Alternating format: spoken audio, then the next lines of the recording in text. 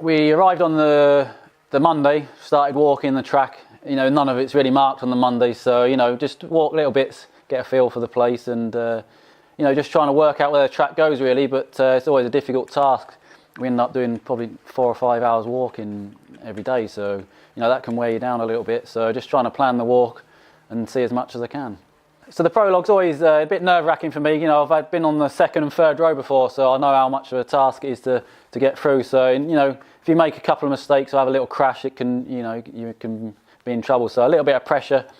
And the first day I actually missed some of the track. I went the wrong way on the track, so I had to double back, come back on the track, and, you know, probably lost 10 or 15 seconds. So I had a bit of a panic, you know, whether I was going to be well up there. But I managed the rest of the, you know, up to the top of the hill. I did okay.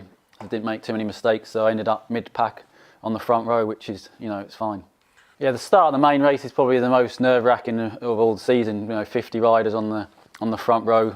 It's the only place you set off with so many riders, so, you know, it's a bit unpredictable what the other riders are going to do. You know, it only takes somebody to nudge you and you can be off and make a big mistake. So, you know, it's important just to get out in the top 10 for me, because I know if I'm in the top 10, I can work my way to the front. Any further back than that, and you could be struggling, and managed to pass. I think I was about 10th coming out the quarry, and just managed to pass 2 or 3 by the time I got to the top of the quarry into the woods, and then picked a few riders off in a few technical places, and more just wait until they make mistakes rather than pushing too hard trying to get by. And then, yeah, got up to, you know, probably third pretty quickly, and you can see from the tracks how many tracks in front sometimes, how many in front. So I knew I was somewhere near. And then there's one difficult part in the woods where we normally get pulled up, and there's ropes and stuff, people everywhere, so it's sometimes difficult to get a line. But I saw Gomez and Taddy just made a little bit of a mistake going off to the right.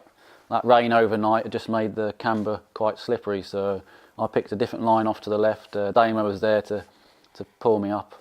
I had a bit of a tangle with the ropes, but just managed to fight my way out to the top in front and got the lead. So once I was in the front, you just know it's an easier task, because a lot of the single track, it's just, you know, you haven't got to worry about passing people. Still under a bit of pressure, the 2 guys behind me, but, you know, once you get a little bit of a lead, you know, you can relax and just focus on your own race. Middle of the race, you know, you get people telling you how much time you're in front, so it's quite handy to know. You know, somebody said first one was 6 minutes, so I knew that's a good lead.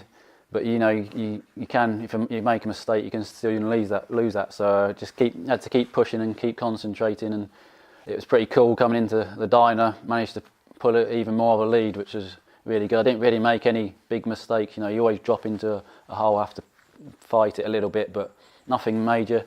And then just to the end, you know, there's times when I'm feeling really tired, but, you know, there's bits in between you can just recover a little bit into the next difficult bit, and then yeah, no mistakes. Kept looking around, see for them checkpoints and the missing markers, and just stay on track and get it home safely.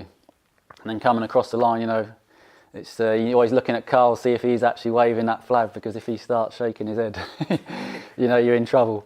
So you had a look up just before I came in, and Carl's smiling away with the flag, so everything was good, and there's no better feeling than coming across that line. Please